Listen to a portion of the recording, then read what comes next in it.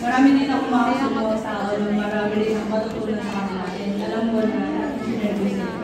Just one is myself.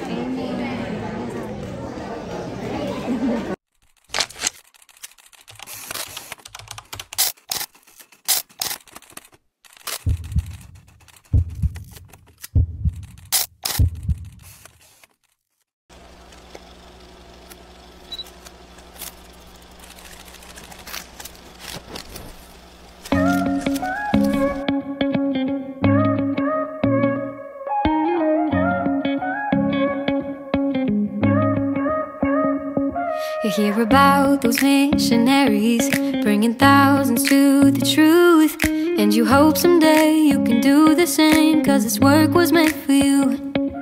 And if no one wants to listen, that's not how your journey ends. Just keep moving on and you can't go wrong, like the Savior always said. If you bring just one soul unto Him, how great will be your joy. If you change just one life, that's all He asks, even if that life is yours. Just one. Hello po, magandang araw po sa inyong lahat. Jenny po, masaya po kami ulit na kumbaga makapagbigay ng sa akin. Ngayon pa po nakakalungkot, wala po kami dyan. Hindi ko makatikman yung leksyon. Pero gusto po namin mag-congratulate para kay Sister Alvaran. Ito din po ay mag-feel mo natin kung ano yung nakafeel na Nico, nila today, JR. Dapat namin nandiyan sa amin nito. Ibon po, gusto lang sabihin, ingat po kayo sa pag-mission. Mabilis lang po yung 1 year and 1 year and 6 months. Kasi, yung mission nga ba yun lang talaga natin. Ay marami din tayo matitingan. Ganyan din na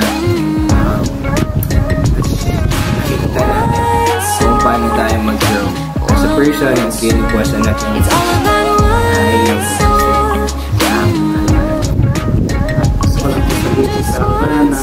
patuloy lang po kayo kami at yun din na enjoy niyo po yung bawat araw po niyo sa mission. Mahirap kasi sobrang masaya po and worth it yung bawat panahon na meron po kayo sa mission. So patuloy lang po mahalin po ninyo yung mga taong matuturuan po ninyo at yun din yung mga pagsisimbuhan po ninyo. Gusto lang po namin magpasalamat sa inyo sa pagtanggap sa amin sa Taipei First Part, pagtulong sa amin, pagpapakain sa amin, pag-work po sa amin, at sa mga bigas po na nabili po namin sa inyo. Sobrang thankful kami sa pamilya Alvaran and sa Policarpio family. And Godspeed, Sister Alvaran. Namimiss ka po namin. We love you, but God loves you most. Ingat. Ingat po. Jenny po, Sister LJ, Sister Alvaran na pa pala. Miss na po namin kayo, Policarpio at Alvaran. Sana magbisita po kami dyan. Jenny, nakako na si LJ. Madangdang na pupunta pa siya dyan. Sige po, ingat po kayo po. Paalam! Hi po, Mr. Alvaran. Magandang hapon. Hapon kasi dito eh. Pero kung gabi na dyan, magandang gabi rin. Pero ganun din man po, Sister Alvaran. Masaya po ako na makapagbati po sa inyo ng congratulations at good luck. Especially po sa pagpunta niyo po ngayon sa MDC at sa SEA. I know you will find joy if you choose to find joy. Especially sa missionary work. Alam po ko na hindi po siya magiging madali, pero alam po ko na hindi kayo mag-iisa. Guys, ko po sa inyo magbigay ng aking pasalamat personally. Especially ng mga times na sumasama po kayo sa amin para mag-work, sinishare niyo po yung testimony. And alam ko po na meron na po kayo skills, talents, at abilities na pinakailangan po ninyo para mag-start kayo sa mission. And sa patuloy po ninyo na i-keep yung desire na matuto araw-araw. Lalago at lalago. And you will be blessed. And the people around you will be blessed. Especially po sa Dumaguete Mission. gano'n po si Sir Alvaran. You will never miss. Tama po yan. So, gano'n din lang po si Sir. Pati-pati na lang, no? Ingat! Hi Ate LJ, this is Elder Quijano. Ayun. So sabi nila Kiko natin, tumawag sila kanina and you'll be leaving for your mission na you're gonna enter the MTC. Masasabi ko lang is congratulations and good luck. Palagi natin naririnig yung sinasabing forget yourself and go to work. Yung ma-advise ko ngayon sa iyo ngayon, the LJ is just be yourself. Be your authentic self. Kasi yun yung nag-work sa akin. No? And that is the thing that draws people. Ibig sabihin, kung ikaw yung sarili mo, hindi mo pinipeke. Mas genuine yung mga interactions mo sa mga tao. Hindi nyo na yung mission magiging mahirap talaga siya. Pero at the same time, sobrang saya niya rin.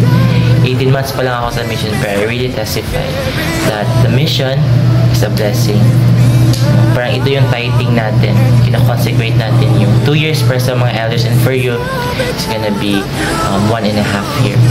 Pero alam ko natin LJ na palagi lang tayo na maniniwala talaga. Kasi hindi talaga mawawala yung doubts. Yung doubts andyan lang siya palagi. Pero it is on you. It is on you to overcome the challenge or let the challenge overcome you. And I know at LJ na magiging blessing ka sa mga tao na pupuntahan mo.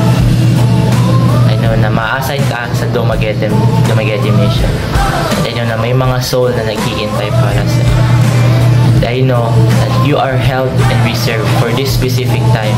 Kasi alam ni Heavenly Father, alam natin ang masalangit na itong Kristo, nakakailanganin ka sa lugar na iyon. Good luck Ate LJ. I hope you enjoy the mission and enjoy it talaga. There's gonna be ups and downs. Pero, that's life. That's the mission. Kasi tawag na missionary work. It's gonna be hard, pero it's gonna be happy. It's gonna be memorable. Alam ko po na yung pag-serve mo sa mission ngayon is isa siya sa pinakamagandang decision na ginawa niyo po sa buhay niyo. Kasi sa 1.5 years, you're not gonna be thinking about yourself. You're gonna be thinking about other people. And I know Ate LJ, hawak mo yung susi para makapasok sila sa kaharian ng ating Ama sa Langit. So, by serving the mission, you're helping them receive salvation. You're helping them receive the gospel of Jesus Christ. And it will be a blessing. Yung blessing na yun, hindi lang magiging para sa iyo, o para din sa pamilya mo. Ano Ate LJ na sobrang blessed din ako na makilala ka. Na na-assign ako sa Taytay First Ward. Sobrang daming doubts kasi ma-assign na naman ako sa ibang area. Pero I'm thankful kasi I was able to meet you guys. I was able to meet Ate LJ, si Ate Jepay, si Kiko, si Ate Day, si Ali, si Kuya Sil, si Nanay Lisa, si Nanay Luz, si Paige. Pero alam ko po na if consecrate mo lang yung time mo Ate LJ serving the mission is mas magiging productive yung 1.5 years.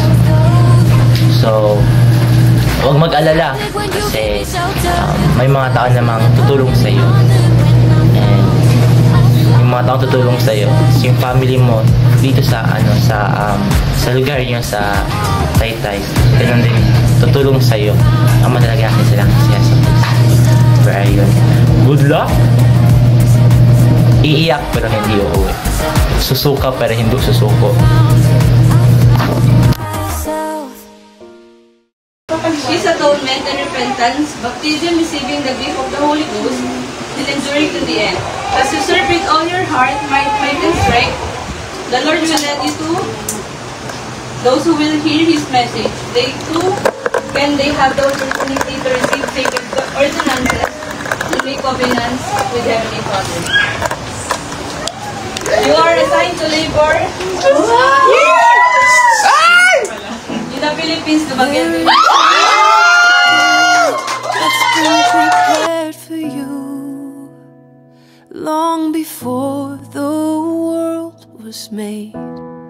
You have the strength you need to cross the stormy seas. that you will find along the way. He is your refuge from the storm, and you will never be alone. This is a great work that we've been given. This is a part of His grand design. So don't be weary, He will be with you, and He will lead you through the night. In this great work, this great work, this is a great work.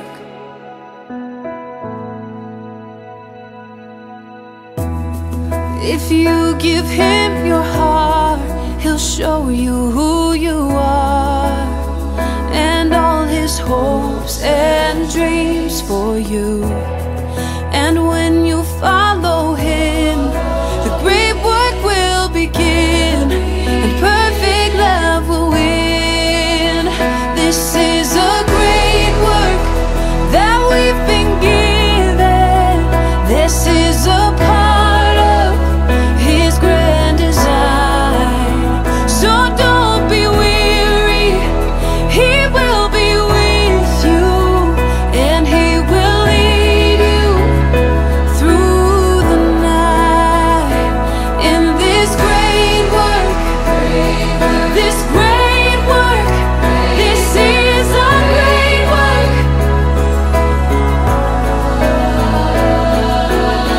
This is His work and glory, and He wants you by His side, so He can help you find your place.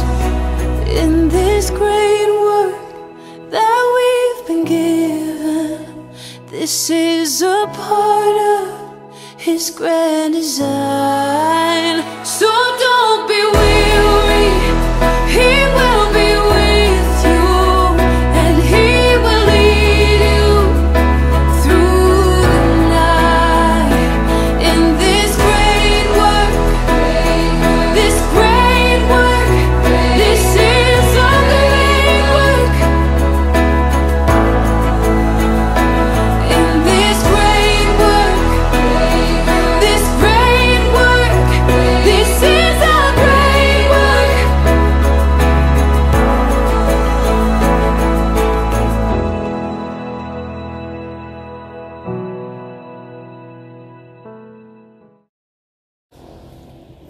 Kansamida! Ito na po, landscape na. So we're grateful po na makapag-share kami ng church message ni Sister LJ. Thank you po. Thank you, Sister AJ, ha? Dahil sa iyo, di kami nagutom dyan sa Taytay. Marami kami bigas ba? Sarang iyo, opa!